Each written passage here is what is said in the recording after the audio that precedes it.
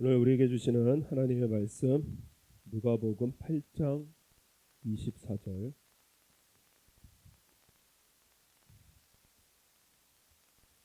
다 같이 읽겠습니다. 제자들이 나와 깨워 가로되 주여 주여 우리가 죽겠나이다 한데 예수께서 잠을 깨사 바람과 물결을 꾸짖으시니 이에 그쳐 잔잔하여 지더라. 아멘. 할렐루야. 우리는 누구나 이 광풍과 같은 인생의 문제를 만나게 되어집니다. 그래서 돌풍이라고도 하는데 갑자기 부는 미친 바람이라는 뜻입니다. 그래서 갑자기 어려운 일이 찾아오고 안 좋은 소식이 들리고 깜짝 놀랄 만한 일들을 당하는 우리들입니다. 우리 22절 말씀 보면은 22절에 한우는 제자들과 함께 배에 오르사 저희에게 이르시되 호수 저편으로 건너가자 하심에 이에 떠나 행선할 때에 예수께서 잠이 드셨더니 마침 광풍이 호수로 내리침에 배에 물이 가득하게 되어 위태한지라. 예수님과 함께 가는 신앙생활입니다. 그것도 예수님께서 건너가자 하셔서 그래서 가는 이러한 이 항로에 이 광풍이 붑니다. 우리 또 예수님 믿고 살아가는 신앙생활 속에 이 미친 바람이 부는 고난을 만나기도 합니다. 그래서 독일의 그 철학자인 쇼펜하우어라는 사람의 아주 유명한 명언이 인생은 고난의 연속이다. 그래서 고난이 계속되어진다라는 거예요. 아니 우리 예수님 믿는다고 하는데 왜 이런 고난을 당해야 하나 그렇게 생각할 때도 있지만은요. 우리의 믿음의 주이신 예수님도 직접 고난을 당하셨습니다. 고난을 피하지 않으셨어요. 고난을 당하셨어요. 예수님은 아들이시라도 받으신 고난으로 순종함을 배웠다라고 말씀을 하고요. 우리 예수님은 자기가 스스로 시험을 받아 고난을 당하셨은즉 시험 받는 자들을 능히 도우시느니라 말씀을 합니다. 그래서 우리 예수님께서 고난을 받으셔서 그래서 우리에게 보여주신 것은 우리의 이 믿음이 흔들리지 않고 굳건한 믿음으로 성장하는 것은 고난을 통해서 이루어진다라는 것입니다. 그래서 고난은 두려워하는 것이 아니라 여러분 우리 고난은 우리 예수님 믿고 이겨내는 것입니다. 그래서 우리 예수님께서 오늘 이 광풍을 통해서 보여주시는 것은 우리의 믿을 것이 무엇이냐? 우리 예수님은 광풍의 때에도 우리와 함께 하신다라는 것입니다. 예수님 나와 함께 하신다는 거예요. 22절에 하루는 제자들과 함께 배에 오르사 저희에게 이르시되 호수 저편으로 건너가자 이렇게 말씀을 하셨습니다. 이 건너가자라는 말씀이 그리스어로 디에르코마이라는 말씀입니다. 디에르코마이 이게 디아라는 헬라어하고 엘코마이라고 하는 헬라어가 합쳐진 말인데 우리식으로 하면 장애를 뚫고 가다라는 뜻입니다. 그러니까는 이 말씀이 어디에 기록되어 있냐면은 마태복음 19장 24절에 같은 표현이 기록이 되어 있는데 약대가 바늘기로 들어가는 것이 부자가 하나님의 나라에 들어가는 것보다 쉬우니라 말씀을 합니다. 약대 낙타입니다. 낙타가 당시에 예루살렘 성에 이 바늘귀 문이라는 게 있었습니다. 작은 문이에요. 그러니까는 낙타가 바늘귀 문으로 조그만 문이거든요. 그래서 짐을 내려야 하고 낙타의 머리를 숙이고 다리를 굽혀서 그래서 이 그 작은 성문을 들어가려고 애를 쓰는 것. 그래서 장애가 있는 것을 뚫고 나가는 이것을 표현을 합니다. 그러니까는 예수님께서 건너가자라고 하신 것은 뭐냐면 제자들이 호수 건널 때 광풍을 만날 거라는 것을 예수님은 이미 알고 계신 거예요. 장애가 있느냐? 뚫고 가자라는 것입니다. 우리 예수님께서는 어떤 장애를 만나도 우리 예수님 건너가자 하시는 것은 뭐냐? 뚫고 가자라고 하시는 것은 무엇이냐? 우리 예수님은 뚫고 가실 수 있는 분이시라는 거예요. 같은 표현들이 여러 성경에 써 있는데 예수님께서 절망 중에 있는 사마리아 여인을 만나십니다. 그래서 남편 계속 남자를 바꿔 만나도 마음에 만족이 없는 그러한 목마른 인생을 찾아가시는데 요한복음 4장 4절에 사마리아로 통행하여야 하겠는지라. 이 통행하다라는 말이 같은 표현입니다. 뚫고 간다라는 말씀이에요. 장애가 있는데 예수님은 가시는 거예요. 무슨 장애냐? 여러분, 사마리아는 유대인들이 안 가는 곳입니다. 왜냐? 죄로 더러워진 곳이라는 거예요. 그래서 이방인들하고 같이 아수르에게 망할 때에 아수르의 정책이 혼혈 정책입니다. 이방인들하고 섞어버렸습니다. 그래서 혼혈인들이 살았거든요. 그러니까 유대인들이 볼 때는 아주 죄의 구덩이와 같은 그러한 곳인 거예요. 그래서 유대인들은 안 갔습니다. 그런데 예수님은 뚫고 가시는 거예요. 죄로 더러워진 것도 예수님은 돌파하시는, 뚫고 가시는 우리 예수님이라는 것입니다. 고린도 전서의 말씀에 우리 이스라엘 백성들이 출애굽을 합니다. 애굽에서 탈출을 하게 되어집니다. 이것을 고린도 전서에 뭐라고 기록이 되어져 있느냐? 형제들아, 너희가 알지 못하기를 내가 원치 아니하노니 우리 조상들이 다 구름 아래 있고 바다 가운데로 지나며, 바다 가운데로 뚫고 나갔다는 거예요. 여러분, 당시에 애굽에서 포로로 고통받는 이스라엘 백성들을 하나님께서 구원하시는데 애굽은 세계 최강국입니다. 제국입니다. 그런데 하나님께서는 그 애굽을 뚫고요, 그리고 우리 이스라엘 백성들을, 하나님의 백성 이스라엘 백성들을 구원해내시는 거예요. 애굽이라는 장애물을 하나님은 심판하시고요, 그리고 이 바로라고 하는 최고 권력을 하나님께서 심판하셔서 그래서 이스라엘 백성들을 구원하시는 이러하신 우리 아버지 하나님이십니다. 우리 하나님은 어떠한 장애도 뚫으시고요, 어떠한 장애도 우리 하나님 앞에서는 거스릴 것이 없더라는 거예요. 우리를 구원하러 오시고요, 우리를 자유를 주시고요, 평안을 주시는 구원의 하나님이시라는 것입니다. 여러분, 비슷한 예로 그 신바벨로니아 시대라는 때가 있었습니다. 기원전 626년부터 기원전 539년까지 이 한 60년의 세대를 신바빌로니아 시대라고 합니다. 그 유명한 이 신바벨로니아 시대의 왕이 바로 두 번째 왕인데 성경에 기록된 느부갓네살이라고 하는 왕이 되어집니다. 유다를 멸망시킨 왕이고요, 남유다를 멸망시켰습니다. 그리고 바벨론 제국을 최전성기로 이끌었던 왕이 느부갓네살입니다.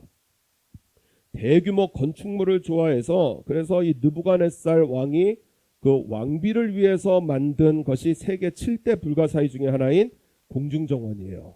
그래서 대규모 건축물을 좋아하는 이러한 왕의 성향으로 하루는요, 금을 부어서 만든 신상을 세우는데요, 성경에 보면은 60규빗, 그러니까는 우리식으로 하면 높이 30m나 되는 금신상을 세웁니다. 그리고 나서 온 나라에 명령하는 것이 무엇이냐? 느부갓네살 왕의 세운 금신상에게 절하라. 누구든지 엎드려 절하지 않는 자는 즉시 극렬히 타는 풀무에 던져 넣으리라. 이런 명령이 떨어졌어요.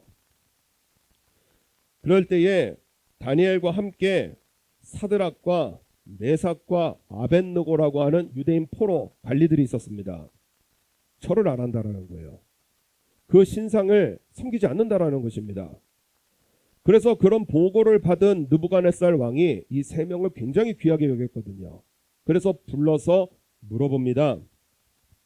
느부갓네살이 그들에게 물어 가로되 너희가 내 신을 섬기지 아니하며 내가 세운 금신상에 절하지 아니하니 너 정말 그리하였느냐? 하고 물어보는 거예요. 그랬더니 이 세 명이 뭐라고 그러느냐? 느부갓네살이요, 우리가 이 일에 대하여 왕에게 대답할 필요가 없나이다. 확실한 신앙을 말을 합니다. 만일 그럴 것이면 왕이여, 우리가 섬기는 우리 하나님이 우리를 극렬히 타는 풀무 가운데서 능히 건져내시겠고 왕의 손에서도 건져내시리이다. 그리 아니하실지라도 왕이여, 우리가 왕의 신들을 섬기지 아니하고 왕의 세우신 금신상에게 절하지 아니할 줄을 아옵소서. 그 왕에게요, 자신들의 신앙을 확실하게 선포를 합니다. 느부갓네살 성격 포악하기로 소문난 왕입니다. 이 말을 듣고요 얼굴색이 확 변해서요 그래서 명하여서 이르기를 그 풀물을 뜨겁게 하기를 평일보다 7배나 뜨겁게 하라. 그래서 같이 이 3명을 던져 넣을 그러한 병사들도 다 불에 탈 정도로요 얼마나 분이 차는지 7배나 뜨겁게 하라는 거예요. 그리고 나서 이 사드락과 메삭과 아벳느고를 풀무에 던졌는데 느부갓네살 왕의 눈에 깜짝 놀랄 일이 보입니다. 때에 느부갓네살 왕이 놀라 급히 일어나서 모사들에게 물어 가로되 우리가 결박하여 불 가운데 던진 자는 3사람이 아니었느냐. 그러니까 모사들이 왕이여 옳소이다. 그랬더니 왕이 또 말하되 뭐라고 하느냐. 지금 내가 보니 결박되지 아니한 4사람이 불 가운데로 다니는데 상하지도 않고 그 4번째 사람 모양이 신들의 아들 같도다. 신기한 일을 보게 되어지는 거예요. 그래서 3사람을 불러내어 보니 그 풀무에 들어갔다 나온 이 사드락과 메삭과 아벳느고가 머리카락 하나도 안 타고요. 완벽하게 지켜진 거예요. 그래서 느부갓네살 왕이 뭐라고 하느냐. 조서를 내리면서 이 나라의 모든 사람들 사드락과 메삭과 아벳느고의 하나님께 설만히 말하거늘 하나님을 가볍게 말하거늘. 그러면 어떤 일이 벌어지냐. 그 몸을 8개로 쪼개버리고요. 그리고 그 집을 걸음토로 삼을지니 이는 이같이 사람을 구원할 다른 심이 없음이니라 하고요. 사드락과 메삭과 아벳느고를 바벨론 도에서 더욱 높이는 이러한 일을 보게 되어집니다. 여러분 우리 하나님은요 왕의 권력도 뚫어내시고요 제국의 힘도 뚫어내시고요 하나님께서 구원하시고자 하는 자는 하나님께서 반드시 구원하신다라는 거예요. 여러분 우리가 믿어야 됩니다. 하나님은 나를 구원하신다. 여기 한번 따라하겠습니다. 하나님은 나를 구원하신다. 하나님은 우리의 모든 인생을 구원해내시는 구원의 하나님이십니다. 그래서 여러분 인생에서 광풍을 만날 때는요 놀랄 거 아닙니다. 두려워할 거 아닙니다. 우리 예수님 깨우라는 거예요. 예수님 깨워드리자라는 거예요. 오늘 24절에 24절 제자들이 나와 깨어 가로되 주여 주여 우리가 죽겠나이다 한데 예수께서 잠을 깨사 바람과 물결을 꾸짖으시니 이에 그쳐 잔잔하여지더라. 여러분 예수님께서 우리와 함께 계셔도 주무시고 계시면은요 풍랑은 그치지 않습니다. 그죠? 우리가 교회 생활, 교회 왔다 갔다 하는데 나 그래도 일요일이면은 교회 가서 예배 드리는데 그런데 내 삶 속에요 예수님 주무시고 계시면 아무 일도 일어나지 않는 거예요. 내 삶 속에 삶의 실제 우리의 삶의 모습에서 예수님을 깨워드리라는 거예요. 우리가 예수님께 기도하면 그러면은 예수님께서 하시는 일이 무엇이냐? 잠을 깨워주시고요. 그리고 바람과 물결을 꾸짖어 주시는 거예요. 여러분 바람과 물결은요 사람 말 못 알아듣는 무생물입니다. 그죠? 인격이 아니에요. 바람은요 사람의 말 못 알아듣습니다. 그리고 물결도요 여러분 말 못 알아듣습니다. 그런데 예수님께서 꾸짖으셨다. 인격에 대해서 말씀을 하시거든요. 예수님께서 어떠한 인격에게 꾸짖으셨다라는 거예요. 여러분 이건 뭐냐면은요 여러분 바람과 눈에 보이는 건 바람과 물결인데요 그 배후에서 일하고 있는 존재가 있다라는 것입니다. 그것이 뭐예요? 사단이라는 거예요.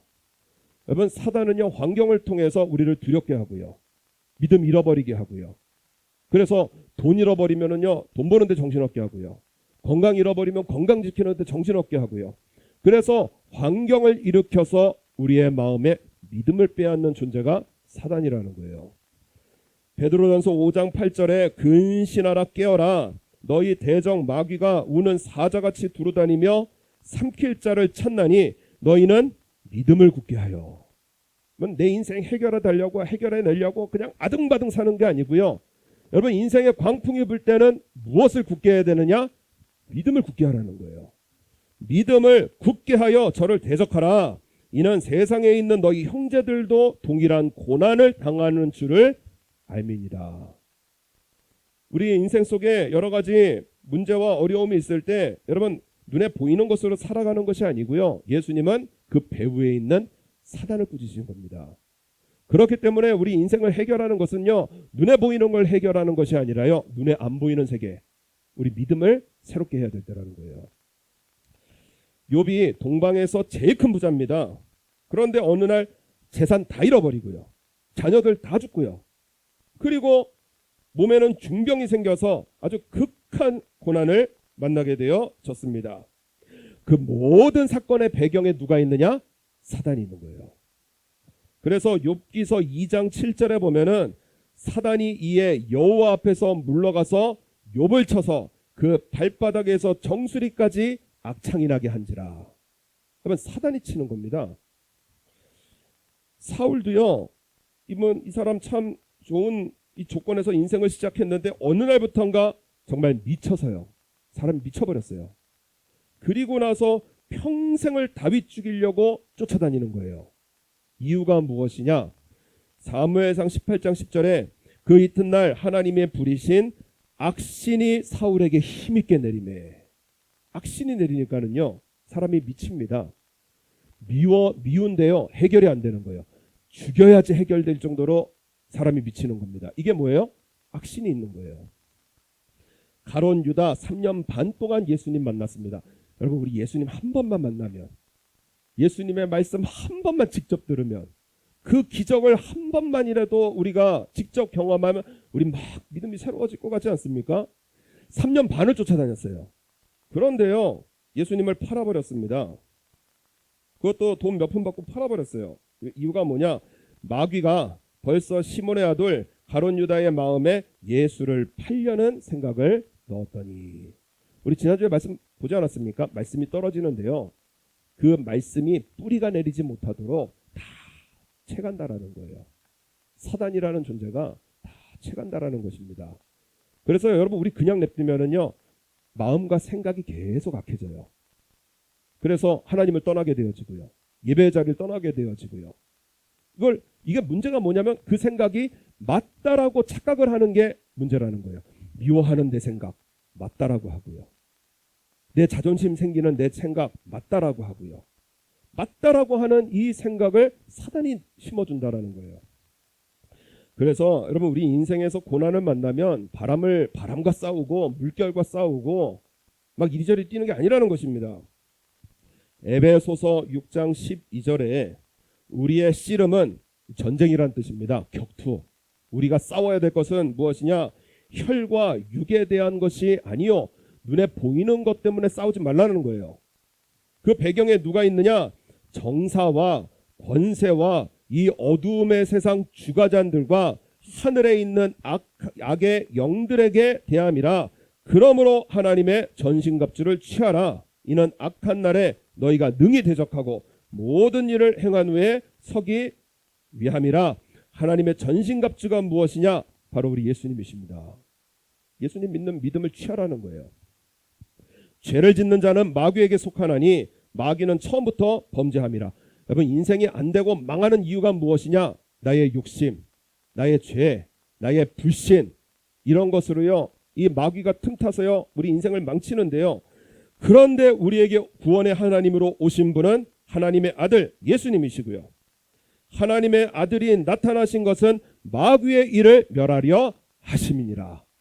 예수님께서 이 땅에 오신 것은 무엇이냐? 인생이 안 되고 인생이 고달프고 인생 망하고 인생이 그냥 마음속에 이상한 욕심으로 가득 차서 그래서 불만족스러운 인생을 살아가는 이 모든 일을 멸하시는 분이 바로 우리 예수님이시라는 거예요. 그래서 예수님 말씀하시면은요 환경이 잠잠해지고요. 예수님 말씀하시면요 귀신이 쫓겨나가고요. 예수님 말씀하시면은요 죽은 자가 살아나오고요. 여러분 예수님이 말씀하시면 말씀 그대로 되어진다라는 거예요. 그렇기 때문에 여러분 광풍이 부는 인생은 그럼 뭐지 부자 될 수 있습니까? 내 뜻대로 잘 안 되는 거예요. 여러분 우리 뭐 마음의 평화 나 평화로워야지 이거 됩니까? 안 되는 거예요. 나 건강해야지 이거 안 되는 거예요. 내 자손들 하나님 앞에 정말 복되게 살아야지 여러분 그거 안 되는 겁니다. 이러한 환경 이러한 조건 누가 바꿔주시느냐? 하나님께서 바꿔주신다라는 거예요. 그렇기 때문에 인생의 어두움을 보면은 예수님 깨워드리라는 거예요.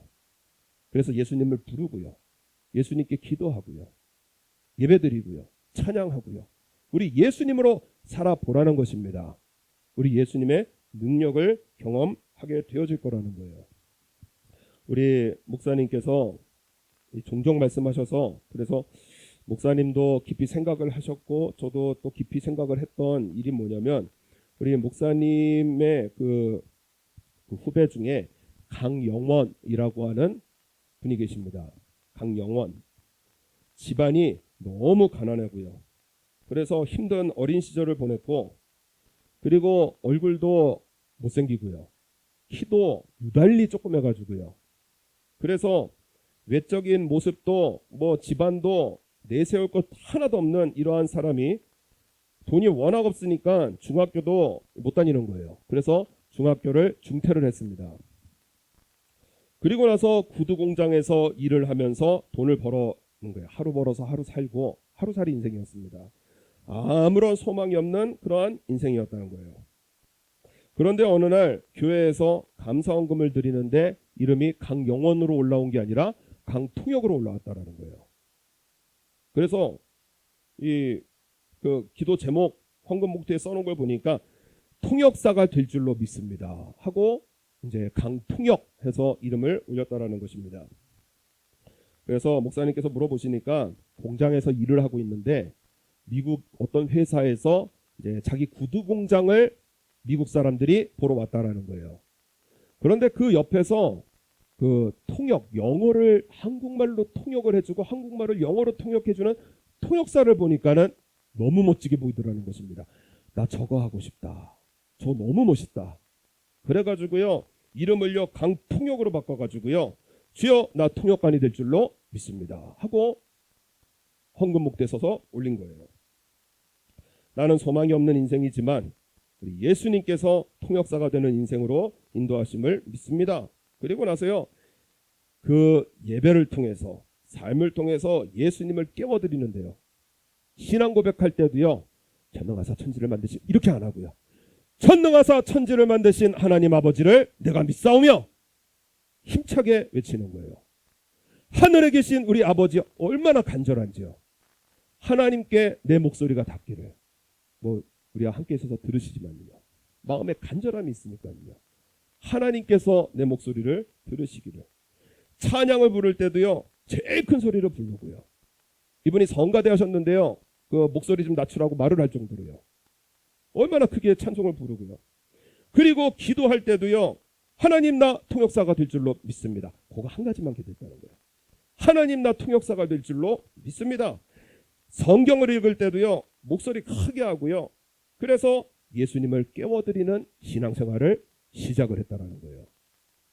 어느 날요, 이 소망 없는 인생을 하나님께서 인도하시는데 사람을 보내셔서요, 이분이 어딜 들어가느냐, 필리핀 마닐라 대학을 들어갔습니다.